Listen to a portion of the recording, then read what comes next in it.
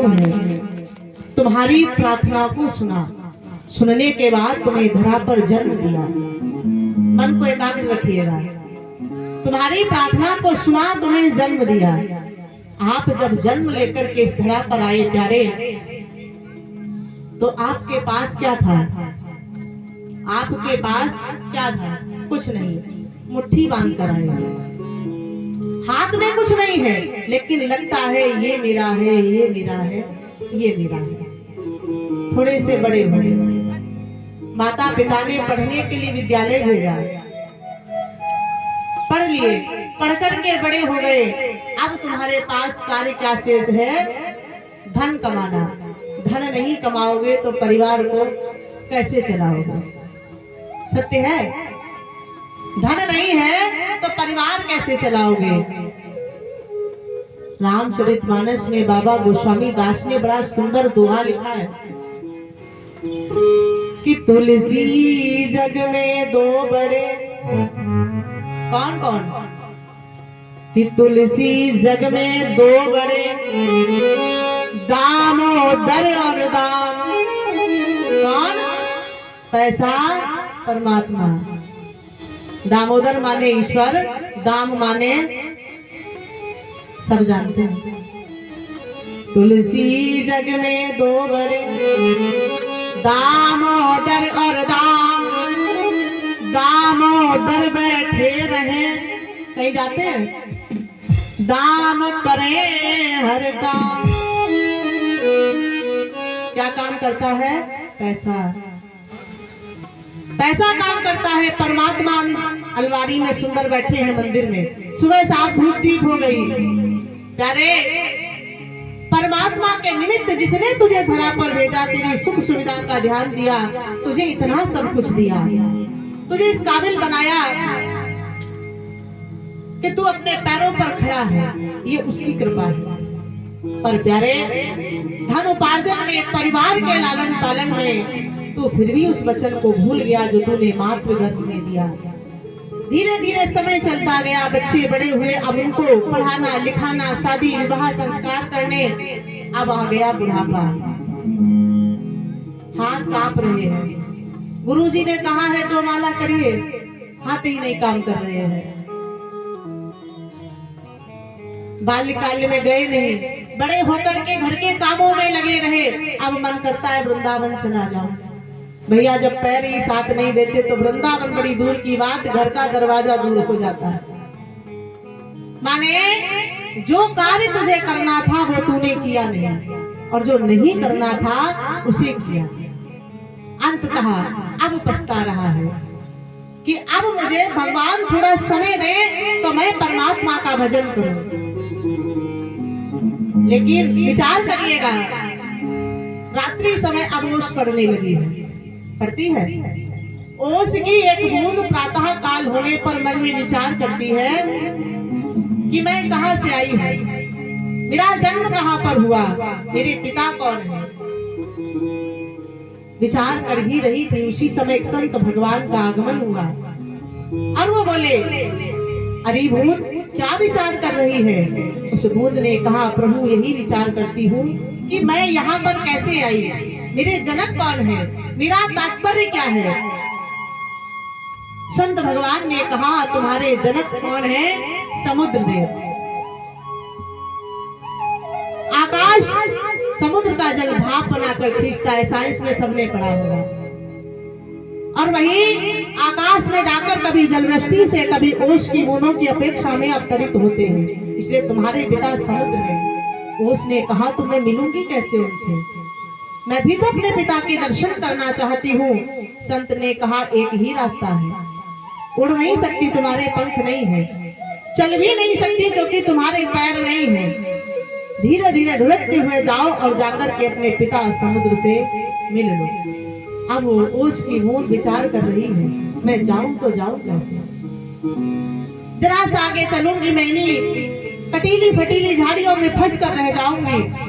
परिणाम ये निकला, भगवान सूर्य का उदय हुआ। वो ओस की बूंद उनके कठिन तेज किरणों से समाप्त हो गई। यारे, ना तो वो अपने पिता से मिल पाई, ना अपने आप को जू का त्यों रख सकी, वही पराकाष्ठा हमारी और तुम्हारी है। ना तो हम इस धरा पर सदैव रह सकते हैं, जन्म लेकर आए हैं तो मृत्यु अवश्य मिलेगी, परम सत्य है।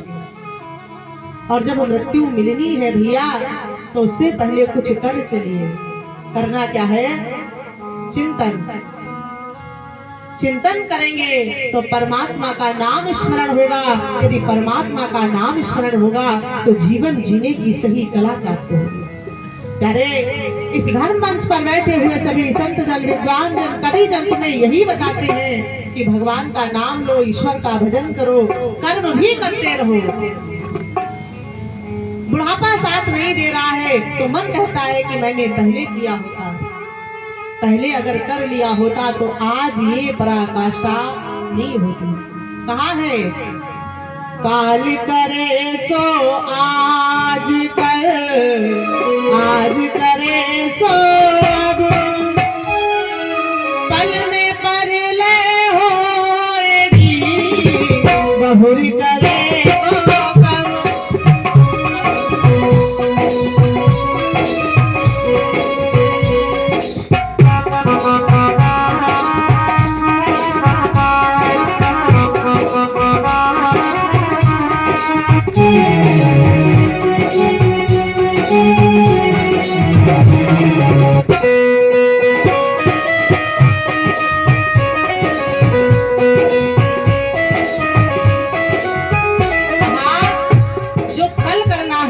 उसे आज करिए, जो आज करना है उसे अब करिए, कल के ऊपर न डालिए, ईश्वर का भजन करिए।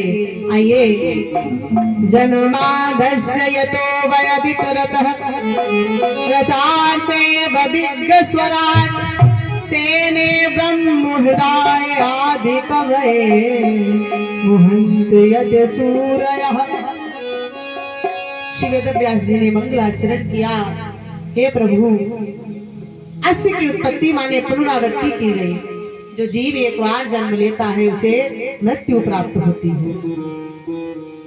लोग विपत्ति आने पर परमात्मा का नाम लेते हैं, और आजकल तो एक नया नाम भी चल गया इंग्लिश में। परमात्मा ईश्वर कोई नहीं कहता भैया, कहते गॉड। कहते हो? हाँ, बहुत लोग कहते हैं। चलो, गॉड ही सही है तो परमात्मा अंतर सुनिएगा जी। पहला अक्षर है, बताइए, पहला अक्षर गॉड में क्या आता है? जे, जी। महाराज जी से जनरेशन माने जन्म देने वाला जीव को, ओ माने ऑपरेटर, भैया बैठे चलाने वाले। वैसे ही परमात्मा भी हम सबको चलाता है। डी माने डिस्ट्रॉय, इंग्लिश हमें भी नहीं आती, समझ जाइए। भगवान एक है, उनके कर्म अनेक अनेक हैं। कहीं जन्म देते हैं, कहीं पालन करते हैं, कहीं मृत्यु भी देते हैं। सुन रहे थे अभी, अंततः जब जीव कंपन करता हुआ परमात्मा के पास जब उसके प्राण हरण किए जाते हैं भैया, तब पछताता है कि मैंने हरि का चिंतन नहीं किया। एको ही देव जगदीश्वर राख्या, परंतु नामान्य बहुविंशति। परमात्मा के नाम अनेक हैं, कोई राम कहे, कोई कृष्ण कहे, कोई कहे जगत की जननी, कोई कहे आधार काम, कोई कहे आधार राम, यही है पुनरावृत्ति। प्यारे, परमात्मा के नाम अलग हो सकते हैं, ईश्वर एक है। इसलिए बड़ा सुंदर भाव दिया है, जब भी समय मिले एकांत में परमात्मा का चिंतन करिए।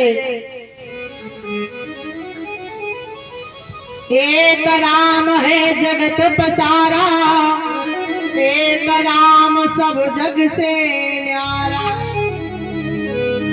एक राम दशरथ को बेटा, एक राम सागर मालेगा।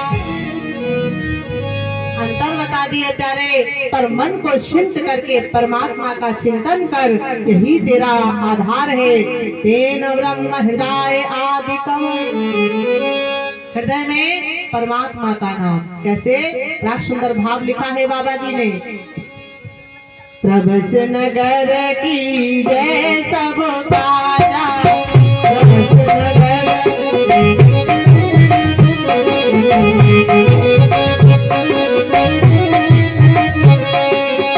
हृदय राखी को सलपुर राजा।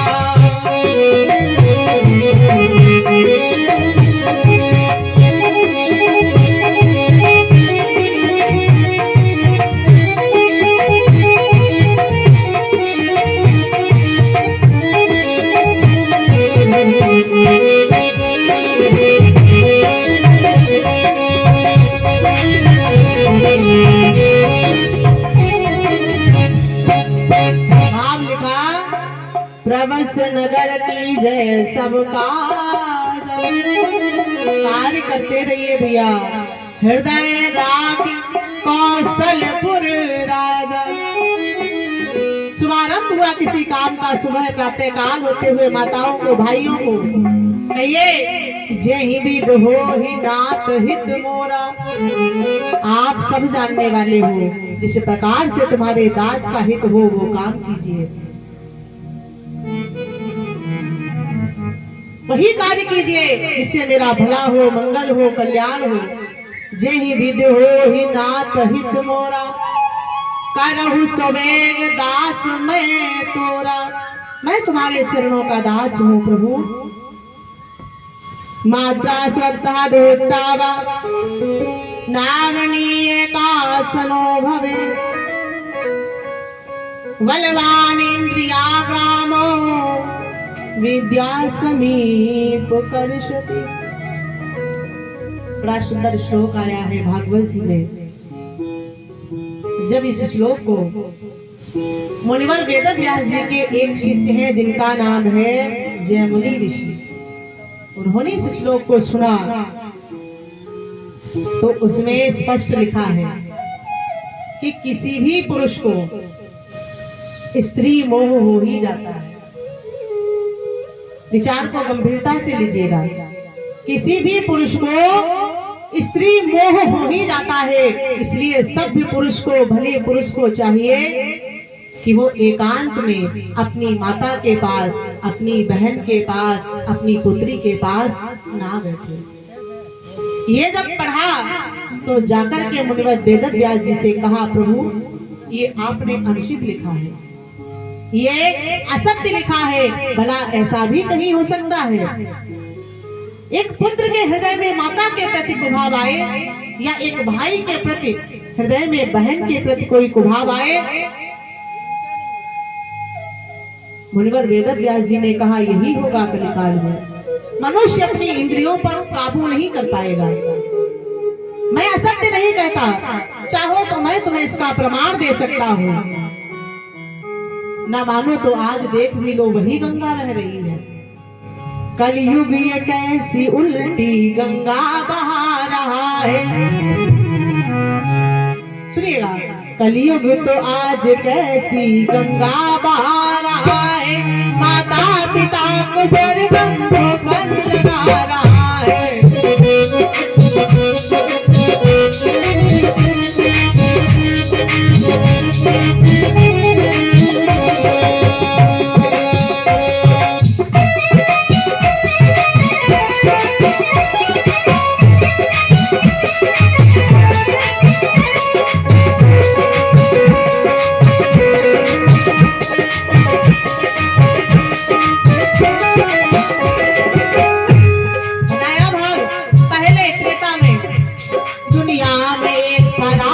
दुनिया में किसी का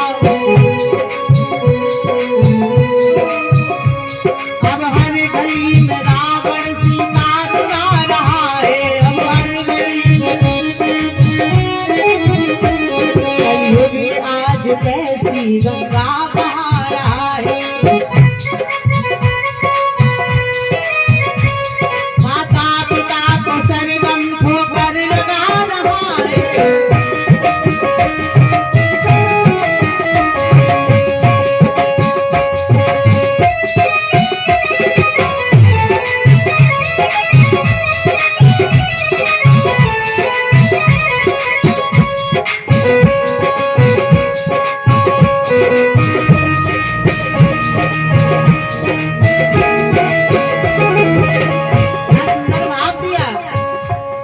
दुनिया की सारी बहनों तुम होशियार रहना, जागो दुश्मन भी आज हाथों राखी बना रहा है, दुश्मन भी आज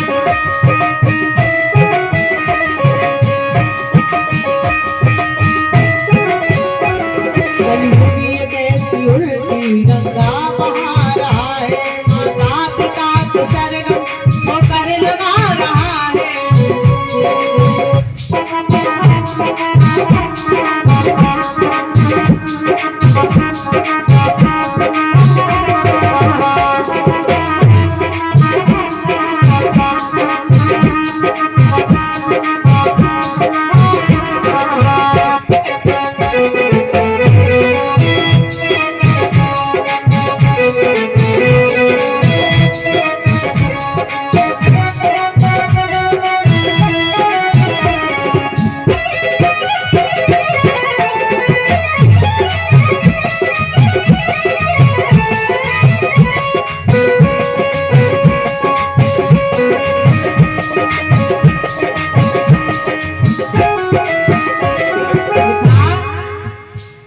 गरीबों के बच्चे भूखों तड़प रहे हैं,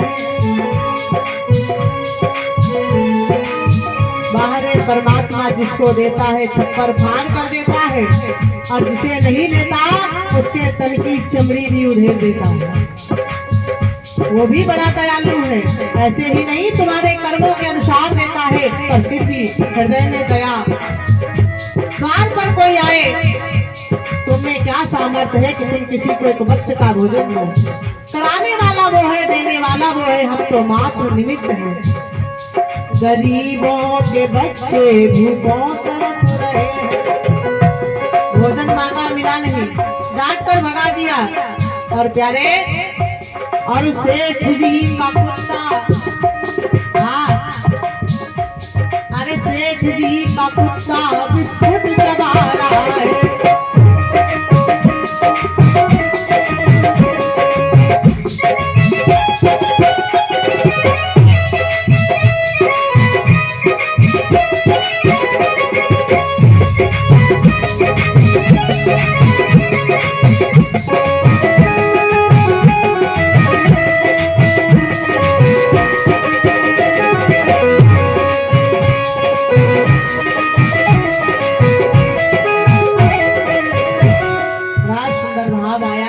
कलयुग तो आज उल्टी गंगा बहा रहा है, माता पिता को शरगम ठोकर। हाँ,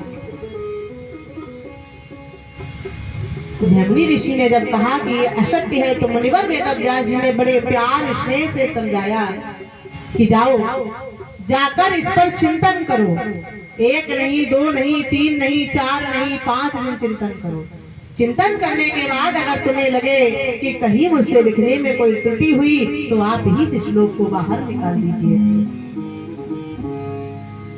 ऋषिवर अपने आश्रम लौट आए। महाराज 2 दिन शांति से व्यतीत हो गए, तीसरे दिन घनघोर वर्षा हो रही है, बिजली चमक रही है। जैमिनी ऋषि अपनी कुटिया में भगवान का भजन कर रहे हैं, और उसी अर्धरात्रि में स्वयं मुनिवर वेदव्यास जी ने सुंदर नारी का स्वरूप बनाया। भक्तों, जैमिनी ऋषि के द्वार पर आवाज लगाई, मुनिवर द्वार खोलिए। जैमिनी ऋषि ने कहा, देवी मैं क्षमा चाहता हूँ, मेरे आश्रम में कन्याओं का, माताओं का, देवियों का प्रवेश वर्जित है। आज देवी ने कहा, भगवान बहुत रात्रि हो गई है, वर्षा भी हो रही है, मैं असहाय, लाचार, एक अबला मात्र इस समय कहाँ जाऊंगी? आप मुझे बस रात्रि भर ठहरने का अवकाश दीजिए। मुनिवर ने द्वार खोला, एक कुटिया में बैठा दिया, बोले जब तक प्रातः काल ना हो आप इस कुटिया के द्वार को नहीं खोलना। यहाँ तक यदि मैं भी तुम्हें आवाज दूं फिर भी यह द्वार नहीं खोलना। तेजो वाशिमृदा यतः विनमयो यात्यतुष्णे विषः धाम्ना स्वेन सदा निरस्तकुहकम् सत्यं परम धीमहि। प्यारे, सत्य धर्म इनकी गति बड़ी ही धीमी होती है, शून्य गति से चलता है। जो आज मुनिवर ने श्लोक लिखा, किसके लिए? सभी जनमानस के लिए, आपके लिए, हमारे लिए। वही सत्य कर दिखाने के लिए स्वयं वेदव्यास जी स्त्री का रूप धरकर आए हैं। अर्धरात्रि है, वर्षा के कारण तन भीग गया है। जैमिनी ऋषि ने कुटिया में ठहराव दिया, लेकिन मन ही मन उनके विचार बदलने लगे। विचार बदलने लगे। कहाँ पहुंचे? बोले कुटिया के द्वार पर। धाम्ना स्वेन सदा निरस्तकः। धीरे धीरे विचार बदल रहे हैं। कुटिया के द्वार पर पहुंचे, कुटिया के द्वार को खटखटाया। आज देवी ने कहा, कौन? बोले मैं हूँ जैमिनी ऋषि। उस देवी ने कहा, प्रभु मैं कन्या हूँ, अपना समय व्यतीत करने के लिए आई हूँ, आप वापस लौट जाइए। प्रेरणा देनी थी शिष्य को, भक्त को, अपने दास को। जो ही द्वार खोला, ईश्वर के मन के भाव को देखा। आज वो कन्या समझाती है, वो देवी समझाती है, हे ईश्वर तुम्हारे भाव ये ठीक नहीं है। धर्म न दूसर सत्य समान।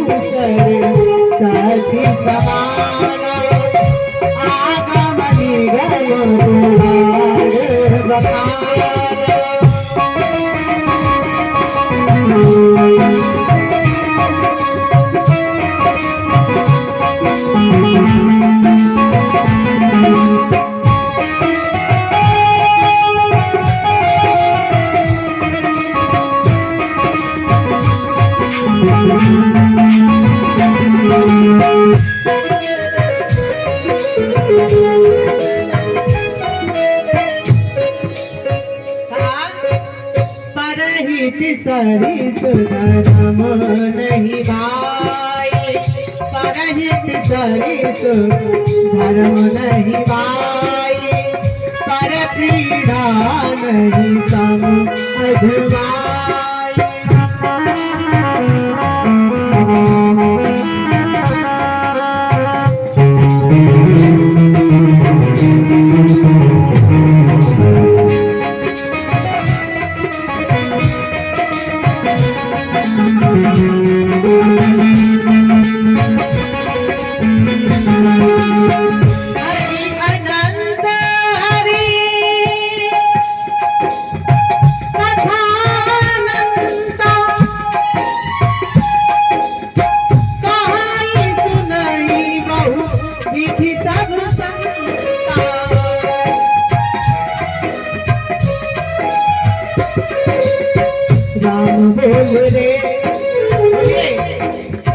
राम बोल रे सीता, राम बोल रे, राम बोल रे सीता, राम बोल रे कंती, तीज रात वासिया रे, श्याम बोल रे, राम बोल रे।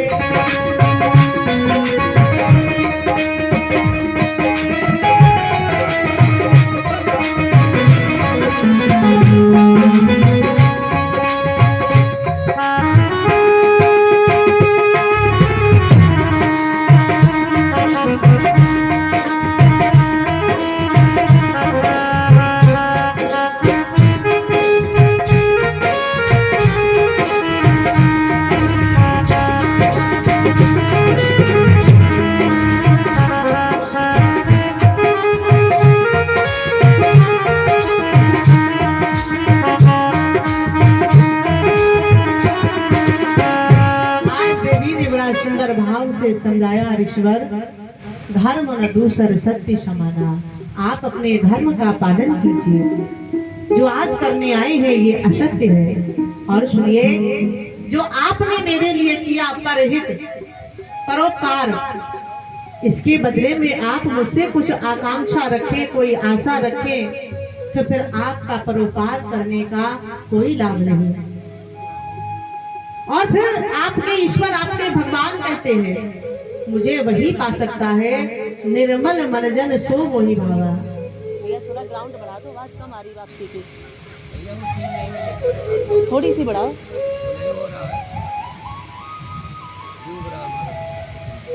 मोहि कपट छल छिद्र न भावा। मुझे वही पा सकते हैं जिनके हृदय में छल कपट द्वेष ना हो।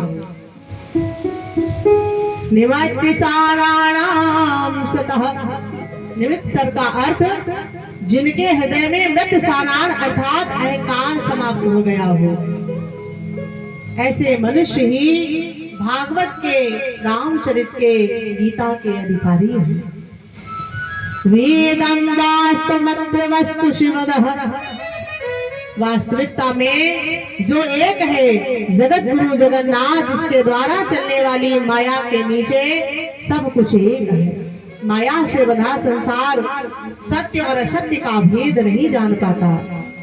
और कल्याणकारी करने वाला मंत्र तंत्र यंत्र तापत्रो यो नमो नमः, हमारे जीवन का दुख नाश करने वाला, दारिद्र्य को मिटाने वाला, भगवत चरणारविंदों में प्रेरणा देने वाला कौन? मेरे ईश्वर।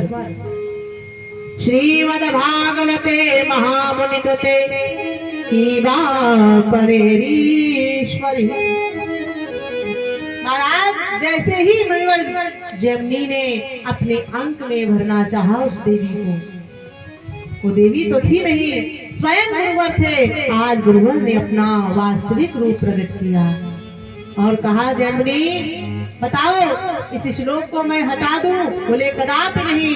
बड़ा सुंदर भाव दिया कि माता पिता माता सुता पुत्र के तीरा, कबहु न बैठत पुरुष कबीरा।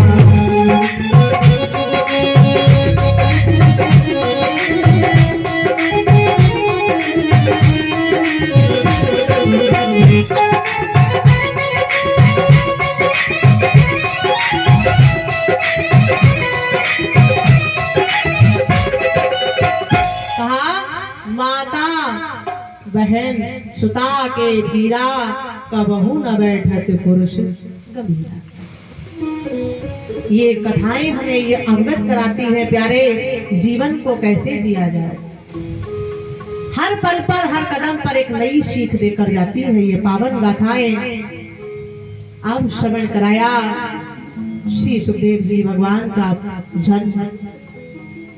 निगम कल्प करोति गलितम फलम, ये भागवत रूपी फल कैसा है? बोले गला हुआ।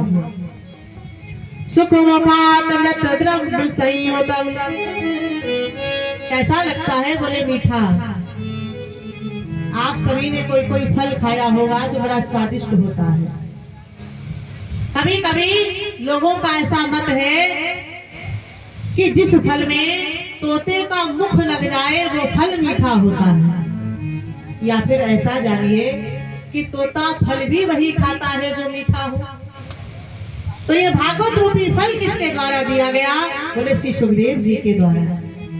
सुखदेव जी की मुखार से निकली हुई ये वाणी, ये फल, ये रस मीठा है, बड़ा प्यारा है।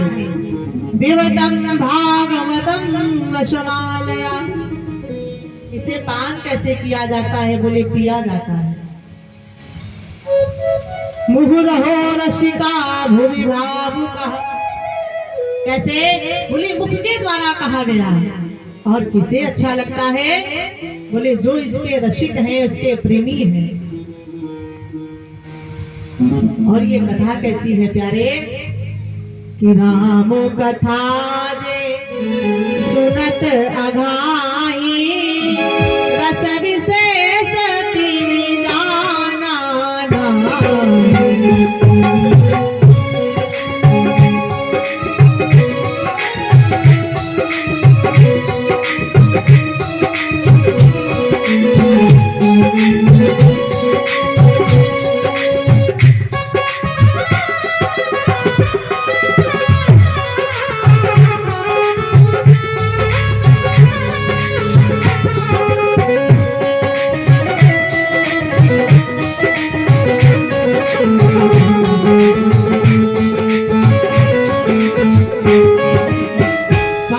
दे मार्ग सोई जा पर कृपा राम की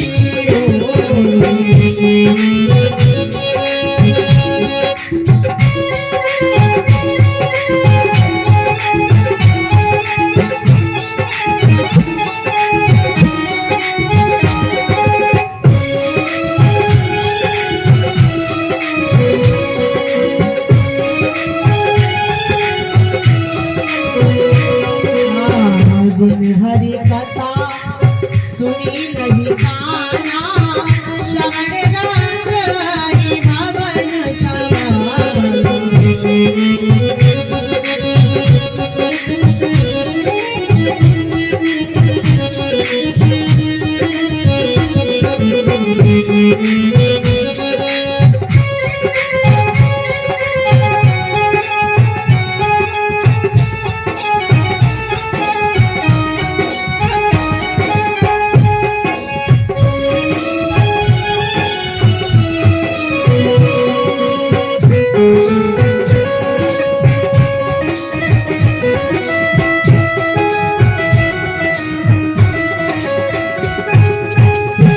सदगुरुदेव भगवान की।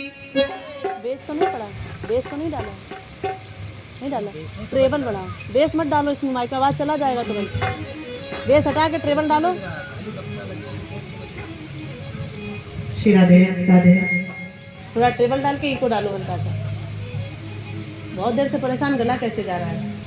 श्री राधे राधे राधे। श्री राधे राधे। बोले सदगुरुदेव भगवान की।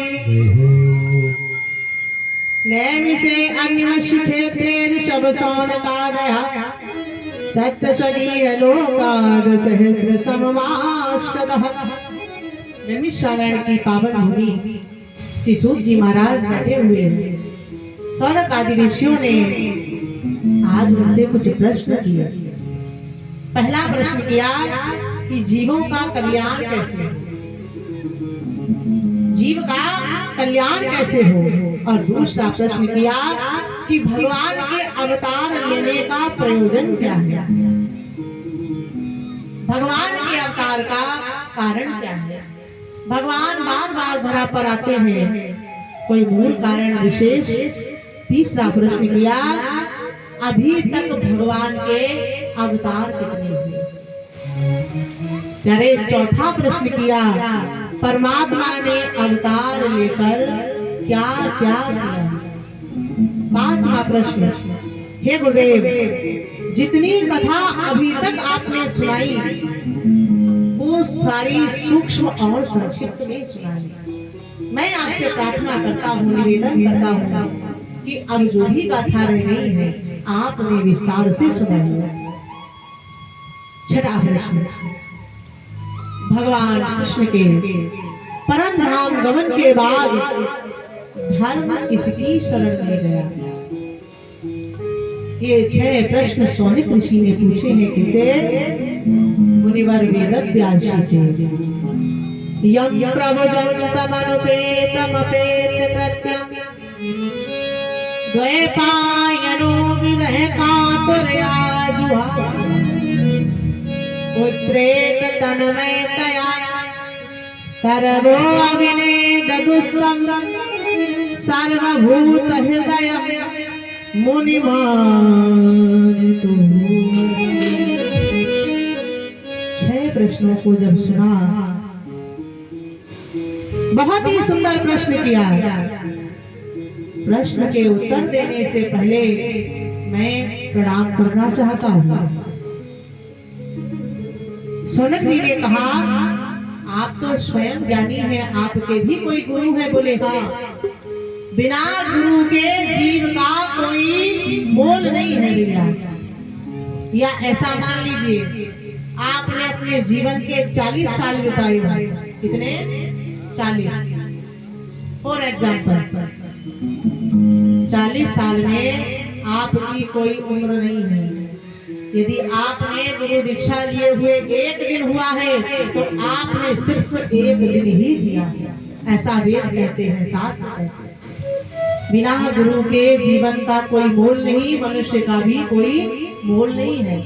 दुनिया हमसे प्रेम करती है भैया, स्वार्थ से बनकर करती है, बिना स्वार्थ के कोई प्रेम करता है तो हमारे गुरुदेव जब वो साथ होते हैं फिर किसी बात की चिंता नहीं होती। इसीलिए गुरु नाम बहुत ही आवश्यक है, और जिन भक्तों ने लिया है उनका कोटि कोटि आभार है। आपने जीवन को सही दिशा में ले गए, और जिन्होंने नहीं लिया है आप जिसे भी श्रेष्ठ समझे, जिसे अच्छा समझे, जिसे बढ़िया जाने, गुरु नाम ले लीजिए। पूछा आपने कौन गुरु है, तो बताया मैंने अपने ही पुत्र श्री सुखदेव से दीक्षा ली। विचार करिए, पुत्र को चाहिए पिता को प्रणाम करना, शिष्य को चाहिए गुरु को प्रणाम करना। विपरीत परिस्थिति, पिता ने अपने पुत्र से दीक्षा ली और उन्हीं को प्रणाम कर रहे हैं। कहा यम प्रभजन्तमनुपेतमपेत कृत्यं द्वैपायनो विरहकातर्याजुः पुत्रेत तन्मयतया तारिवो अभिनेद दुष्टं सर्वभूत हृदयं मुनिमानितुं वशी। मेरे गुरुदेव कैसे हैं, तुम्हारे मन में ये जिज्ञासा है तो सुनिए। एक बार देवर्षि नारद वीणा को बजाते हुए कहाँ पहुंचे? कैलाश पर्वत पर, जहाँ अच्छी बन रही हो और देवर्षि नारद पहुंच जाए तो फिर थोड़ी खटपट ना हो तो कैसे हो सकता है। पहुंचे कैलाश पर्वत पर, कौन मिला? माता जगदम्बा। भोलेनाथ नहीं है। नारद जी ने बोला अच्छे समय पर आया है, सबके घर में आग लगाई है, इन्हीं का घर बचा है। माता प्रणाम करता हूँ, कल्याण हो पुत्र, कैसे आना हुआ? बोले इधर से आ रहा था, दर्शन की इच्छा हुई तो मैं तुम्हारे चरणों में आ गया, मुझे दर्शन का लाभ मिल गया। माता एक बात बताओ। पूछो भगवान कहाँ है? बोले कथा सुनने में है। देवर्षि नारद ने कहा आपको नहीं ले गए? बोले मुझे नहीं लेकर के गए। अच्छा अब की आए तो पूछना जरूर। हाँ, दूसरा प्रश्न किया, माता आपके पतिदेव के गले में मुंडों की माला है, माने खोपड़ियों की, कभी पूछा है किसकी है? माता ने कहा आज पूछूंगी। चले गए। थोड़ी देर बाद आए भगवान, मैया रूठी रूठी।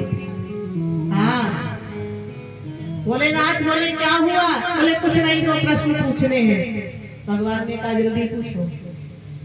प्रभु ये बताओ, आप कथा सुनने जाते हैं, मुझे नहीं लेकर जाते? भोलेनाथ ने कहा इसलिए लेकर नहीं जाता हूँ, जो मैं पुण्य कार्य करता हूँ उसका आधा फल तुम्हें मिल जाता है बिना किए। और जब मैं घर में आता हूँ मुझे भोजन बना मिलता है, मैं भोजन प्रसाद करता हूँ, मेरा पेट भर जाता है। एक पंथ दो काज होते हैं। मैया ने कहा प्रभु दूसरा उत्तर भी बता जाओ। भोलेनाथ बोले पहले ये बताओ, आज कल परसों में घर से नारद जी तो नहीं गए? माता बोली अभी अभी गए हैं। भगवान कहने लगे धन्य हो नारद जी, तुमने हमारा घर भी नहीं छोड़ा। पूछो देवी। माता जगदम्बा ने कहा प्रभु आपके गले में पड़ी हुई ये मुंडों की माल किसकी है? भगवान ने सहज और सरलता से उत्तर दिया देवी ये आपकी है। भैया ने कहा मेरी, मैं तो जीवित हूँ। प्रभु ने कहा कि जब भी तुमने जन्म लिया और मृत्यु को प्राप्त हुई, मैं तुमसे अधिक प्रेम करता हूँ, इस कारण तुम्हारे शीश को काट कर माला धारण कर लेता हूँ। मैया ने कहा तो मैं इतनी बार जन्म ले चुकी? बोले हाँ। इतनी बार मर चुकी? बोले आप नहीं मरे। भगवान बोले मैंने तो अमर कथा का पान कर रखा है, इसलिए मैं अमर हूँ। मैया ने कहा प्रभु एक प्रश्न है। बोले पूछो। मैंने 108 बार जन्म लिया? बोले हाँ। 108 बार मर गई? बोली हाँ। तो प्रभु आपको जब वो कथा मालूम है जिसको सुनने से व्यक्ति अमर हो जाता है, तो मुझे सुना नहीं सकते हो? भगवान भोलेनाथ ने कहा अवश्य सुनाता देवी, पर तुम्हारे भाग्य में है नहीं। भाग्य से ज्यादा न कभी किसी को मिला है न कभी किसी को मिलेगा। लगा बाजार किस्मत का, यहाँ हर चीज मिलती है।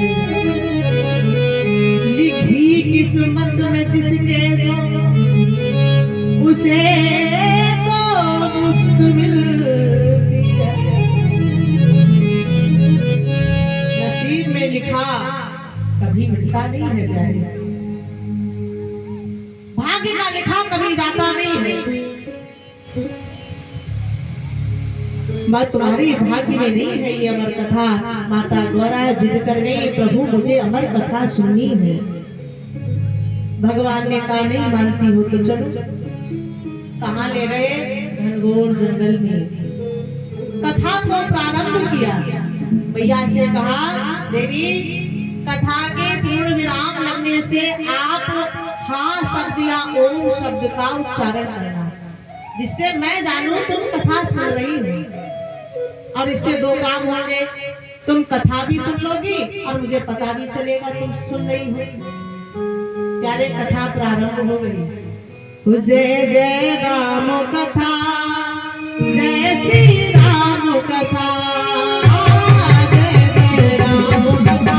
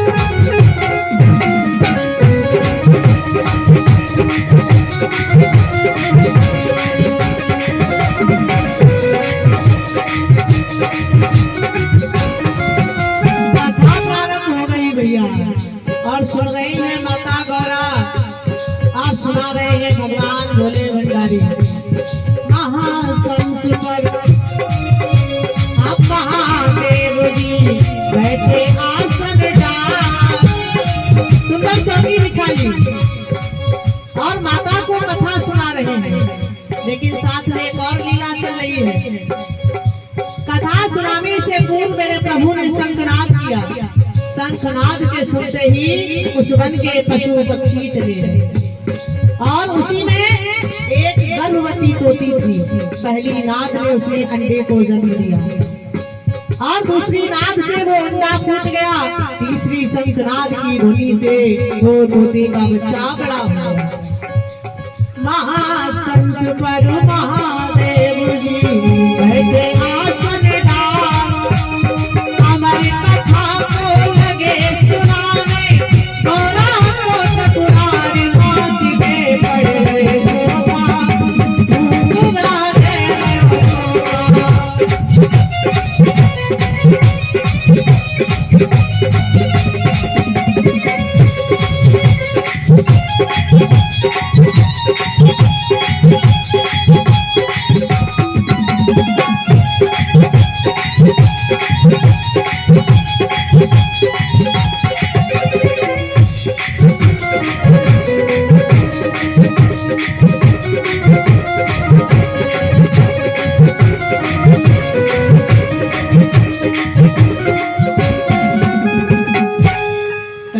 चल रही है।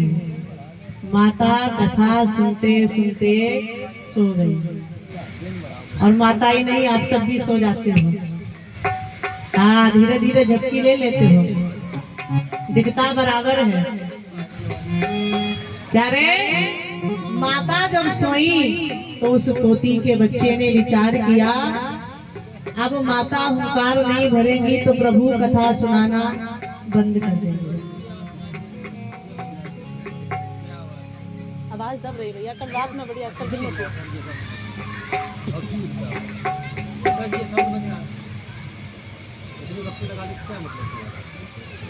महाराज उस तोती के बच्चे ने धीरे से हुंकार देना शुरू किया। कथा पूर्ण हो गई और जब मैया जगी, भगवान ने कहा कथा सुन ली। मैया ने कहा पहले झूठ बोला था। कब? रेता में। कछु न परीक्षा लीन गुसाई, कीन प्रणाम तुम्हारी हिनाई। भगवान से झूठ बोल गई, मैंने राम जी की परीक्षा नहीं ली। तब भगवान ने उन्हें त्याग दिया था।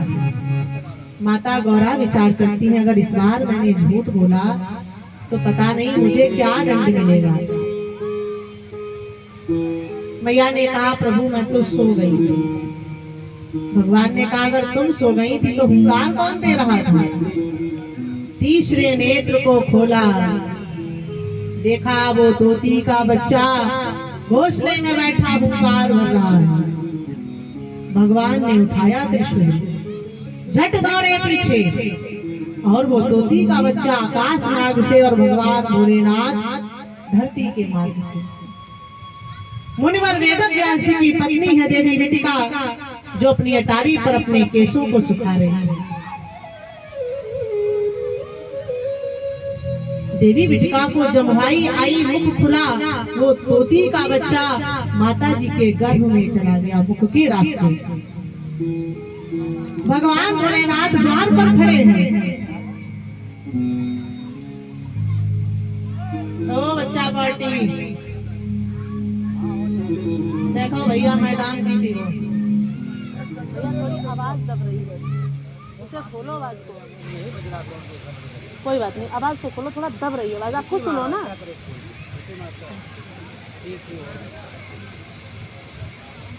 द्वार पर खड़े हैं भगवान भोलेनाथ।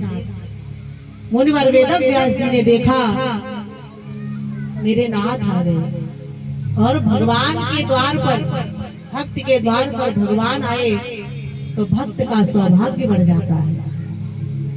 सेवक सदन स्वामी आगमनु, मंगल मूल मंगल गमनु। दास के द्वार पर भगवान, बड़ा आनंद का पल। वेदव्यास जी ने कहा प्रभु मेरे द्वार पर, बोले हाँ मेरा चोर तुम्हारे घर में घुसा है। 12 वर्ष मेरे भोलेनाथ द्वार पर खड़े रहे, पर उस बालक ने जन्म नहीं लिया क्योंकि गर्भ में है। 12 वर्ष के बाद मेरे प्रभु जाने लगे। महाराज वेद व्यास जी ने कहा, प्रभु जिसे ढूंढने आए थे मिल गया? बोले नहीं मिला। बोले उससे बिना मिले जा रहे हो? बोले हाँ। अब मैं उसे आशीर्वाद दे रहा हूँ। उसने चोरी से अमृत कथा को सुना है। जो अमर कथा सुन लेता है, जो अमर फल खा लेता है, जो अमृत का पान कर लेता है भैया, वो अमर हो जाता है। मैं नाराज था पर अब मैं उसे आशीर्वाद देता हूँ। अब जब भी उस बालक का जन्म होगा तब तब धरा गगन जब तक रहेगा उसका नाम स्वर्ण अक्षरों में रहेगा। भूमि गिरति बाडावर पानी, जिम जीव ही माया लपटानी। प्रभु की माया से कोई नहीं बच पाया भैया। अगर कोई बचा है तो वो है सुखदेव जी। कैसे? जन्म के साथ नार निवार सहित दिगंबर वेश में सीधे भगवान के भजन को चले गए। भगवान भोलेनाथ ने आशीर्वाद दिया। आज मुनिवर वेद व्यास जी ने अपनी पत्नी के गर्भ से कहा, हे बालक का जन्म होने में पूरे 9 महीने लगते हैं और 9 महीने में माता की जो दशा होती है, जो उसे तकलीफ होती है, ये उस माँ से बढ़कर कोई नहीं समझ सकता। पर यहाँ तो 12 वर्ष हो गए हैं। पुत्र अब तो जन्म लो, पुत्र अब तो जन्म लो। तुम्हारे गर्भ के भार से तुम्हारी माता दबी जा रही है, जन्म लो। सुखदेव जी ने कहा, मुझे डर लगता है। बोले किससे? बोले प्रभु की माया से। ये बड़ी ठगनी है। इसने संसार में किसी को नहीं छोड़ा, सबको अपने अपने वशीभूत किया है। अरे सबको छोड़ो, भगवान के अनन्य भक्त देवर्षि नारद तक को नहीं छोड़ा। हाँ, प्रभु की माया ने उन्हें भी नहीं छोड़ा। जब विश्व मोहिनी को देखा तो मन में विचार आ गए कि मैं इनसे विवाह करूंगा। मानस में बड़ा सुंदर भाव है। कहाँ गए? भगवान विष्णु के पास। क्या मांगा? अपना स्वरूप दे दीजिए। हरिशा ने मांगा सुंदरता ही। किसे मांगू? प्रभु से। कैसी? बोले प्रभु जैसी। और बाद में क्या कह दिया? यही भी तो हो ही नाथ हित मोरा, करहु सुबेग दास मैं तोरा। जिस प्रकार से मेरा कल्याण हो प्रभु वही कीजिए। भगवान ने क्या दिया? बोले बंदर का स्वरूप। हाँ, पहुंच गए कहाँ? विश्व मोहिनी के पास। विश्व मोहिनी अनदेखा कर रही है, कुर्सी लेके आगे आगे भाग रहे कि ये मुझे वरण कर ले। और उसी समय भगवान पहुंचे। उस कन्या ने, विश्व मोहिनी ने भगवान का वरण कर दिया। दुल्ही मिले गए लक्ष्य निवासा, नप समाज सब भयो निराशा। भगवान ने वरण कर लिया। अब तो देवर्षि नारद को क्रोध आ गया, भगवान को श्राप दिया, प्यारे आज जैसे तुमने मेरी हंसी कराई, मैं तुम्हें श्राप देता हूँ, तुम भी नारी वियोग सहन करोगे, हर जगह जगह भटकोगे, और जिस स्वरूप को तुमने हमें दिया है यही स्वरूप तुम्हारी सहायता करेगा। बोलिए भक्त वत्सल भगवान की। कहा प्रभु की माया बड़ी ठगनी है, मैं इसके चक्कर में नहीं आऊंगा, ना मैं जन्म लूंगा, ना मुझे माया के अंतर्गत रहना पड़ेगा, और जन्म भी लूंगा तो एक शर्त पर लूंगा, आप मुझे रोकेंगे नहीं, टोकेंगे नहीं। मुनिवर वेद व्यास जी ने कहा प्यारे आ तो जाओ, मैं तुम्हें नहीं रोकूंगा, बालक का जन्म होता है भैया। प्रेम से बोलिए सुखदेव जी महाराज की। हाँ सुखदेव जी जन्म के साथ नारी विवाह सहित चल दिए। कहाँ? बोले जंगल की ओर। अब तो वेद व्यास जी को पुत्र का मोह हुआ, बुलाते हैं बेटा रुक जाओ, यहाँ आओ। सुखदेव जी ने कहा मैंने तो पहले ही कहा था कि मुझे रोकना नहीं, मुझे टोकना नहीं, पर आपने मुझे रोका है, तो मेरा एक प्रश्न है उसका उत्तर दीजिए। मन को एकाग्र कीजिएगा। आज सुखदेव जी ने अपने पिता वेद व्यास जी से प्रश्न किया। मंच पे आ जाए कि पिताश्री, एक विद्यालय है, मेरी माताओं बहनों जरा ध्यान को एकाग्र करिए।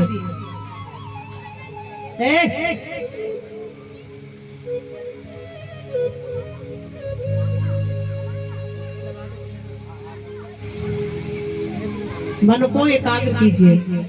आज प्रश्न किया है कि एक विद्यालय है, विद्यालय में पढ़ने के लिए बालक जाते हैं और उसी विद्यालय में नित्य क्रिया के लिए भी एक अलग से कक्ष दिया गया है। एक सुंदर सा बालक उस कक्ष में गया और जब निकला, उसी विद्यालय के पीछे एक सुंदर युवती का मकान है। उस युवती ने देखा तो हाथ का झाला दिया, आ जा। वो बालक बिना सोचे समझे उस युवती के घर में प्रवेश कर गया। परीक्षित जी,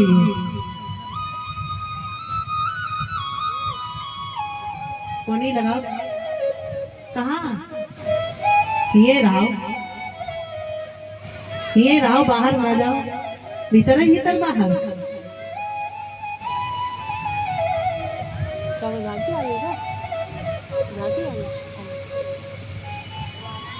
महाराज, अब शिवती ने इशारा दिया, बालक उसके घर में चला गया। पति घर में था नहीं, भोजन किया, बातें की। जब पति के आने का समय हो गया, पति ने आकर के द्वार को खटखटाया, देवी द्वार खोलो। अब वो सोचती है, इस बालक को मैं कहाँ भेजूं? विद्यालय भी बंद है, बाहर जाने के मार्ग में मेरा पति खड़ा है।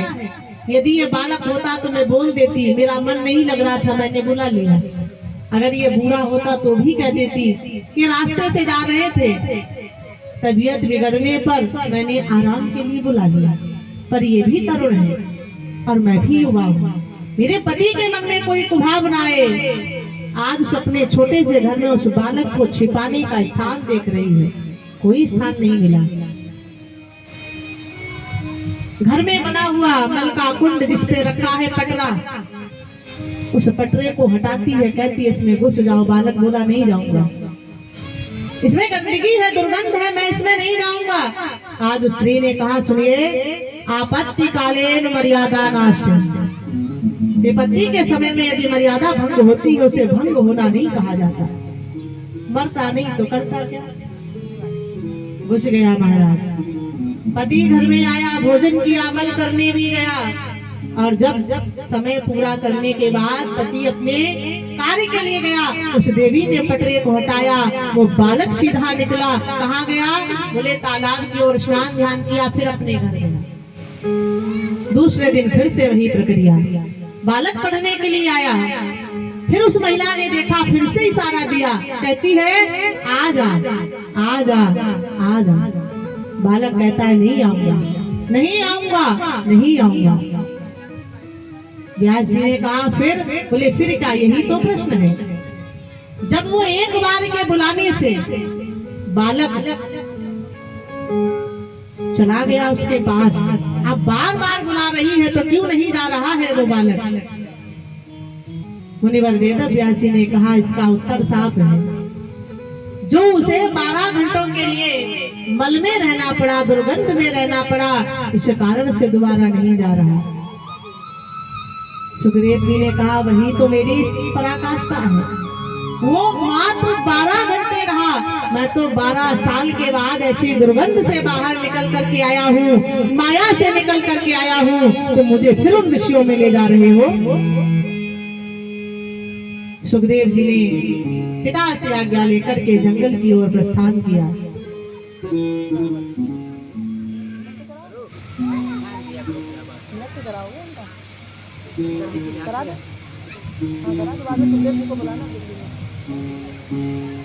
बोले सदगुरुदेव भगवान की।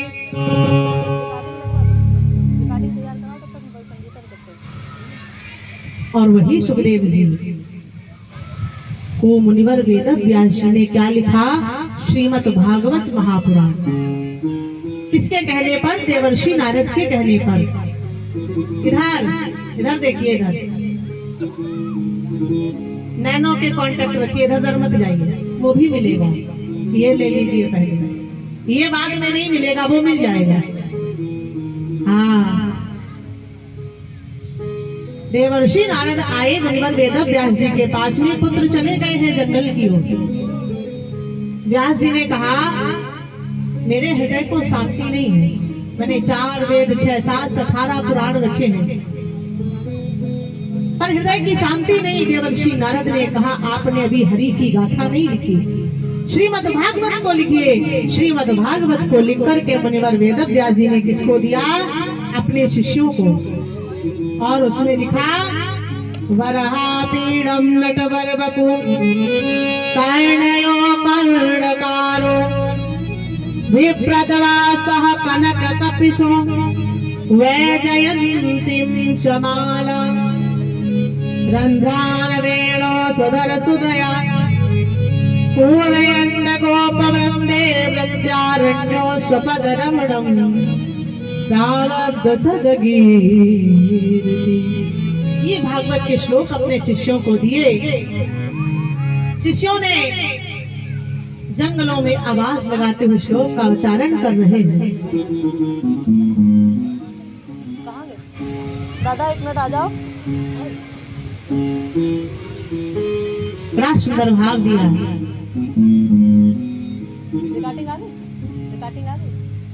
लो, जल्दी किया करो भाई, समय नहीं है।